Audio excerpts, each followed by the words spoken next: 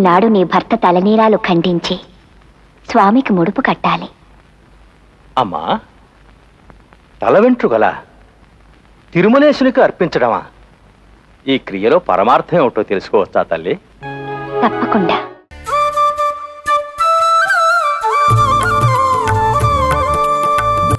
శ్రీవారికి తలనీలాలు సమర్పించడం కొన్ని వేల సంవత్సరాలుగా వస్తున్న ఆనవాయితీ.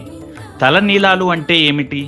నీలాలు అంటే కురులు, తలనీలాలు అంటే తలపై ఉన్న కురులు అని అర్థం.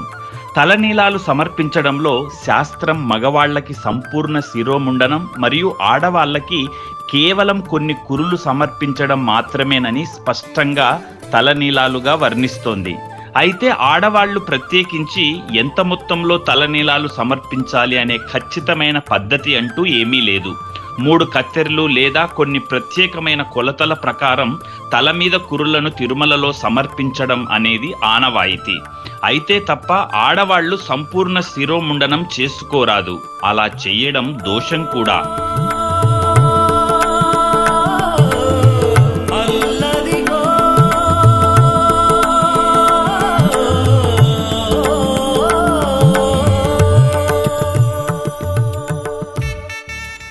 మాయదారి పశుల కాపరి మాడు మీద కొట్టాడు. గాయం మానిపోయింది గాని ఇక్కడ రాలిపోయిన శిరోజాలు మళ్లీ రావడం లేదు. చంద్రుడికి మచ్చల నా తండ్రికి కూడా ఇది శాశ్వతంగా ఉండిపోతుందా స్వామి?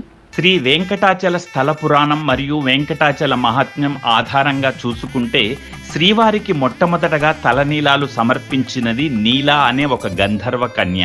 ఈవిడ ఒక్క శాపం కారణంగా శేషాచల అడవుల్లో ఉన్న ఒక ప్రాంతానికి వనదేవతగా వచ్చి ఈ పర్వత ప్రాంతాల్లో స్థిరపడి ఉంది. ఈ త్రిజగన్మోహనుడి వదనార విందానికి ఈ చిన్న లోపమా? నా స్వామికి లోపం తీర్చలేని నాకెందుకీ దిగంత దీర్ఘ సుందర లహరి నీలాల సంపద? ఈ లోపం తీర్చిన నాడు కదా నా పేరుకు సార్థకత.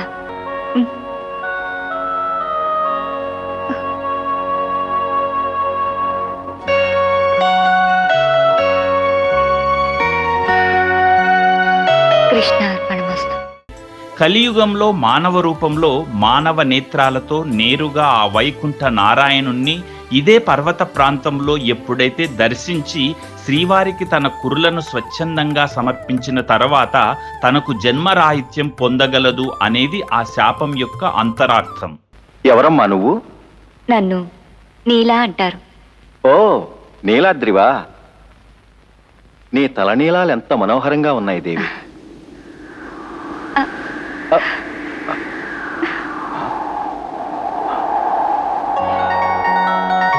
ఎలా వచ్చింది నాకు ఈ జుట్టు? ఇప్పుడు మా అమ్మ నన్ను చూస్తే సంతోషపడిపోతుంది. ఇవి ఎవరిచ్చారని అడిగితే నేనేం చెప్పాలి? నీలాద్రి సమర్పించుకుందని చెప్పండి స్వామి. శ్రీవారికి మొట్టమొదటగా ఆవిడే తన కురులను సమర్పించింది గనుక ఆవిడ పేరు మీదే తలనీలాలు అనే పేరు వ్యవహారికంగా స్థిరపడిపోయింది.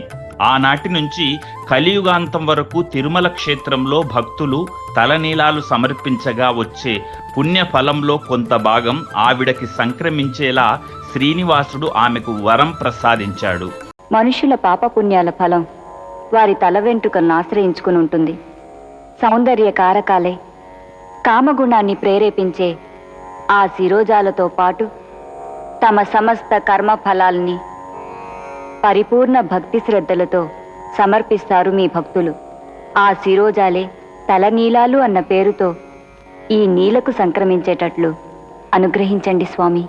ఆవిడ వనదేవతగా ఉన్న ప్రాంతాన్ని ఆవిడ పేరు మీద నీలాద్రి మరియు నీలాచలం అని తన 7 కొండల్లో ఒక కొండగా కలియుగాంతం వరకు స్థిర నివాసం కల్పించాలని స్థల పురాణం చెబుతోంది.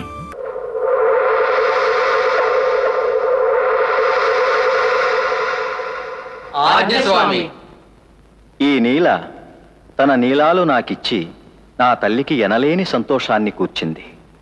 ప్రతిఫలంగా నా భక్తుల శిరోజాలు కోరుకున్నది. నేనీ నీలకు చిరరుణిని. ఆ సంప్రదాయం మాతోనే మొదలయ్యే మహద్భాగ్యాన్ని మాకు ప్రసాదించు స్వామి.